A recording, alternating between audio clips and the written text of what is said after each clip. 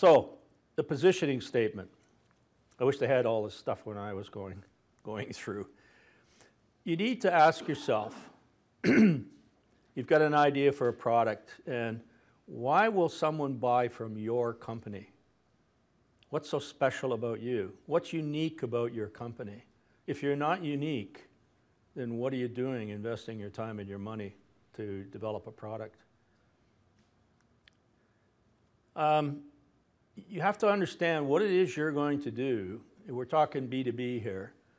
What is it that you're going to do for the customer that's going to either bring in more revenue or cut his cost? Because at the end of the day, when someone gives you money to buy something, they want to see a bigger pile of money on their desk at the end of the year. If they don't, then what is it you're trying to accomplish? It boils down to that. There can be more money on their table because you've cut their cost to do the same thing, or because you're bringing in revenue that wasn't there before, new products. So then in the case of gamers and so on, how you provide them with more fun or more well-being. There's products out there that are in that area, not my brand of specialty. I'm not an Angry Birds guy. So a lot of entrepreneurs think if you build it, they will come. And I know that's not an exact quote. It was, if you build it, he will come, from Field of Dreams with Kevin Costner. But really, are you willing to bet your time and your money that your idea is so good that it can't fail? And that's where a lot of companies go wrong. So you need to develop a positioning statement for your product. So you have an idea for a great product. Oh, it's just a killer. Well, the way to go about it, in my humble opinion, is you document it, you test it with potential customers. You must have some potential customer types identified, otherwise why are you developing a product? Who's it for? So document it. I like PowerPoints, obviously. Do a PowerPoint presentation, do a PDF, whatever. Pictures are good because people get it when they see a diagram of how it's going to work. So go out and talk to people, and you'll find people amazingly open. If you say, hi, I'm so-and-so and I'm developing a new product, I think it would work for a company like yours. I think it would provide great benefit, and I wonder if you'd give me a half an hour so I could come out and get your input. And when you do that, you're going to find out things you did not know. Guaranteed. Guaranteed. So when you find out those things, you come back and you modify your positioning statement. If you can, especially with the availability of some software products today, build a prototype. Let people see the screenshots. Let them get an idea of what it's going to do. Get more feedback. And then you're going to find out things you did not know, or you're going to get ideas for improvement. Test it with potential customers, and so on and so on. And as the slide says, you think you've got a great idea for a product, but what you think is irrelevant. It's what the customer thinks that matters.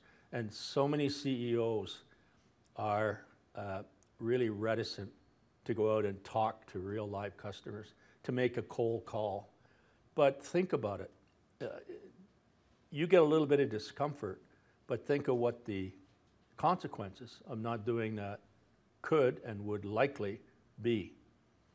You've got to talk to potential customers. Again, you've got that great idea. It can't fail, but yes, it can, because there's a lot of things out there you're not aware of. So the penalty for not doing this, of documenting, solidifying your idea and going out and testing it, is you could develop a feature set that's wrong. I mean, you could target on a market sector, but do the wrong features. You could develop a sales and marketing strategy, and likely will, for the wrong customers, because it would be stressing the wrong benefits. Or worst of all, is you could develop a product for a market that's not there and that people aren't going to buy. Now, by feature set for the wrong or non-optimal market segment, you may get it partially right, but if you had only substituted these features with these features, and did 30% difference, you might have got a 200% difference in sales. So it's important early in the game to get it right, to go out and talk to people. Find out what they're going to spend money on. So the position statement, or the positioning statement, is a disciplined approach. It's a format that you go through to define your value. And what you think doesn't matter. You've got the original idea. It's what the customer thinks that's important. And once you've got the positioning statement down, that becomes your elevator speech. Everybody familiar with what an elevator speech is? You work in a 10-story building, you get on the elevator, and it just so happens the president gets on with you. He turns to you and says, "So Roy, what do you do?" "Well, I'm working on this project, and it does this and it does that, and I think it could have a benefit," and you've got 10 floors. To get him, when he gets off the elevator, you want him to turn to you and say, "Roy, give me your card. And if you got some time next week, I'd like to set up a meeting to hear more about your idea."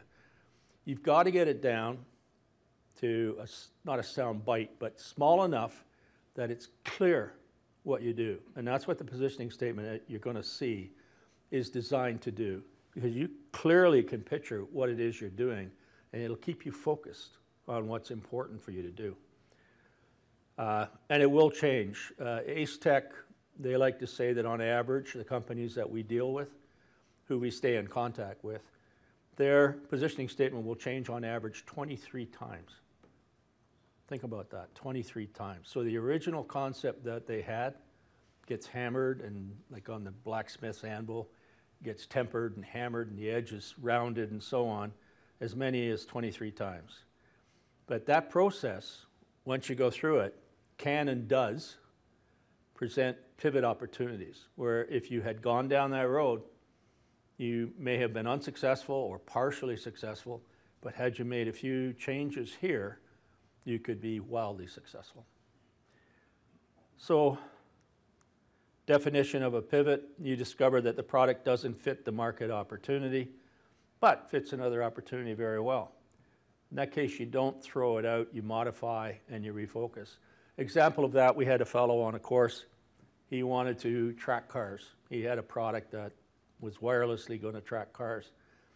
And he went and he tested it out, and he was dealing with a company. It was one of the large equipment companies. Someone like Finning, somewhere in that area. I think it was a dealer. But the guy said, "You know, I don't know that I could use it on my car, my fleet, but have you got anything that'll work on bulldozers and cranes?" And he said, "Why?" He said, "Because we got a real problem with them being stolen." And so he did. He went into a market trial with these guys. But I would never have seen that one coming. I would have thought that the great value, early stage value, would be in protecting cars. But no, he had an early market opportunity very quickly, like he couldn't get him out there fast enough by talking to this guy in heavy equipment. So don't think you know it all. Get out there and find out. So the idea is he had a product idea, which turned out to be a valid one, but certainly from the end of runway MVP point of view, getting revenue in the door, that was one he didn't see. And by talking to customers, he saw it. So what does a positioning statement look like? Well, there's 7 parts to it. By the way, this comes from Jeffrey Moore. If you look up positioning statement, you'll see this is a standard kind of recognized format. So positioning statement, what is your product for? What specific customer could you sell to in a key segment? So what's your sandbox? What's your target customer? Where are you going to be successful? And so it's for these specific customers who need, and here he defines the need as addressing a need, a pain, or something that hurts, and there's a compelling reason to buy. I would like to add opportunity or benefit that can also be derived. It's not just addressing a pain or a problem. If the benefit is huge, then, or significant, then people are going to buy it. Again, if the pile of money at the end of the day is bigger, then that's motivation. So the product is. So it's for this type of customer who needs or could benefit from this product. This is what this product is. That provides what? What's the key benefit of that product? What's a compelling reason to buy? Unlike competitors, A, B, and C. I'm going to give you a real-life example of this, which will, I think, help to clarify it. And also notice here that a competitor is to do nothing. That's very important, because quite often you have a great idea and there's no competition, but so what? Quite often it's people don't understand your product, or they don't see the benefit quite the way you do, and they're quite willing to do nothing. Just keep going the way they're going. So never rule that out as a competitor. So our product is, what's the key competitive differentiation? That also provides, what else is needed to provide a whole product support? Usually in the technology industry, it's ongoing support, education, training, whatever, and a roadmap, typically. So I'm going to show you a classic example of a positioning statement. And I'm going to use a real live company in order to answer those lines and to show you what actually happened to that company. And it probably won't come as a surprise. I'm going to use Nortel. So this is something that I lived through from the start to the end. So I apologize, I've got to take you back in time a little bit. You can tell this picture was taken quite a long time ago. This is me taking Rex for his morning walk on my way to work. You can tell this was a long time ago because I'm wearing a suit with a shirt and a tie. I know, it gives it away every time. So why then did Nortel bet the farm and introduce digital switching?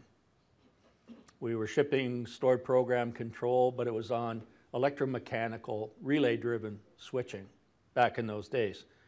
And that's what everybody was doing. So why did we bet the farm?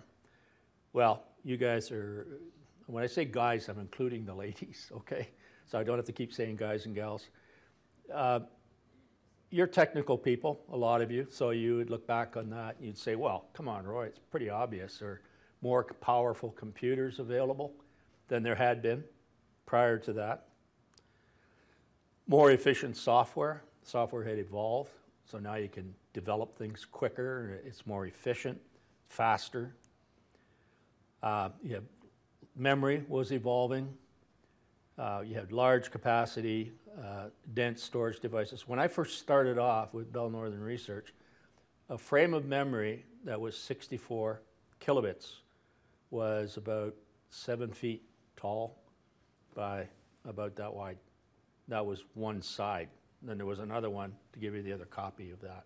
Give you an idea how much memory evolution I've seen. So, come on, Roy, more powerful computers, more efficient software, memory's evolving, and obviously it will have more features. Well, absolutely, actually it won't.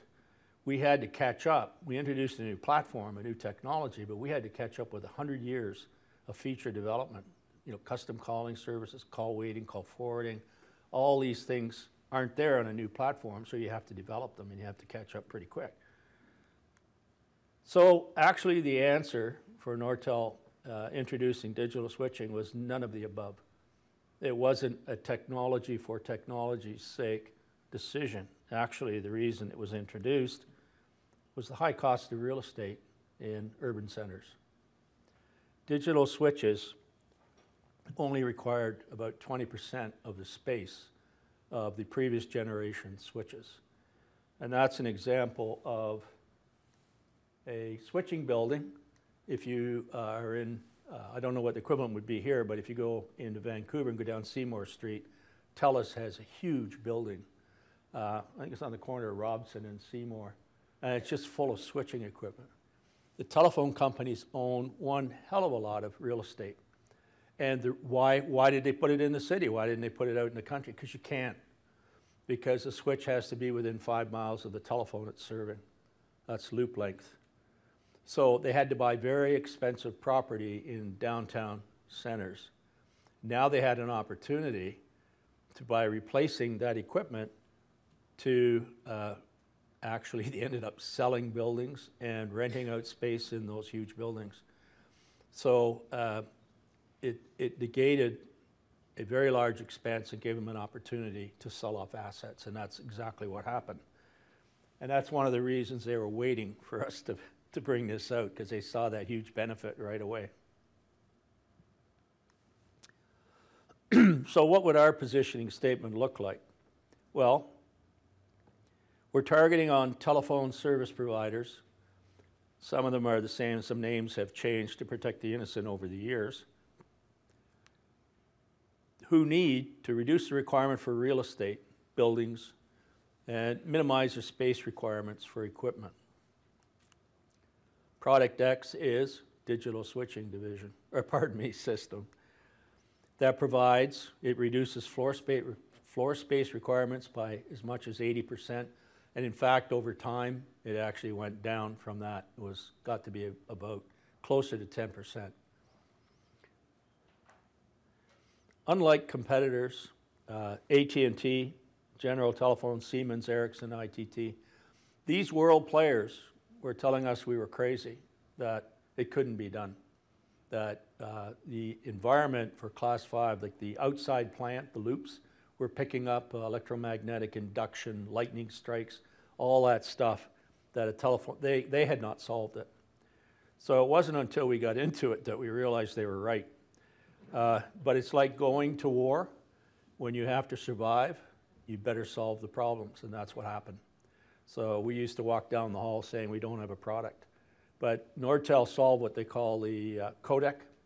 That's what's in the line card, and that's the first piece of equipment that when a lightning strike comes down the line, that's what it hits. So they had to figure out how to combine the codec and the line card, and that's what was successfully the difference. So our product provided Class 5 switching. That's local. And remember, it has to be downtown, and it has to be able to put up with all that outside plant stuff. And the company also provided excellent support, technical innovation, and a strong roadmap that was in touch with telco requirements. I was out talking to telcos all the time. And what Bell Northern Research thought was a wonderful product when they first introduced it turned out not to be the case. It was telcos that taught us what had to be done, and we listened. And that's what made it the success it was. Yes, sir? As marketing, were you always involved in the product development roadmap? I was actually the hard marketeer. I dealt with marketing and sales. I did the positioning, the promotion. I did all the competitive stuff. Like I was the guy that positioned the product, pricing. Product development, I had tremendous influence, and I've got stories there too. Bell Northern Research didn't like to be told they were wrong. And they used to say to us, I'd come back, say, out talking, at that time, Alberta Government Telephone, now TELUS. And they'd say, well, we need this and we need that on the maintenance side. And I went back, and Bell Northern heard what I was saying. They got so angry, they actually, the head of the division in Bell called me up and said, I want to see you. And he called me up to Ottawa, and he brought in all his developers, his third levels. And he said, okay, now you tell these guys what they've done, why it's no good. So I told them what the customers said. And they went, oh. And we ended up developing what it is they wanted, and we made millions off of that. Well, that's why I'm asking. Just by listening. So often in the young companies, the sales guy is the one most in touch with the customer. If he listens. Not the developer. Absolutely. They used to say, and I didn't finish the thought, they asked for what? They don't want that. Well, I'm sorry, but that's what they're willing to write a check for. It's that simple. So just kind of in conclusion, where did that end up? We actually took over 40% of the U.S. market share away from AT&T. That was no mean feat. The product was so attractive. We were at around $32 billion a year, and at one point we were a third of the Toronto Stock Exchange value. So all of that to say the company was very successful, and you know, they had the resources, and B, they had some visionaries, and they did the right things, and it worked. Now, I don't think any of us going forward are likely to have a situation like this, but on a smaller scale, yes. But the point here is they understood the need, and they focused, and they did come out with minimum viable product, and then worked on it later, cleaning it up. So the size may be different, but the thought's the same. And you can now take that analogy, look at your product, and answer those questions. And you say, well, that's easy, 7 questions. I'll do that over coffee break. No, you won't. Not when you really think about it. So by way of progress, we have our bright idea. We've gone out and talked to people. We've validated our idea that there are people out there that say they will write a check, and sometimes there's a little variation there. They've seen a product demonstration, but they've given you feedback. They've told you things you don't know. And now you have a product and service positioning or service positioning statement. So now the question is, which market segments are we going to target? We know we have a customer, and we know that that customer is interested in what we're going to be delivering. But I can't boil the ocean. I can't hit all of the customers. So what segment am I going to go after first? And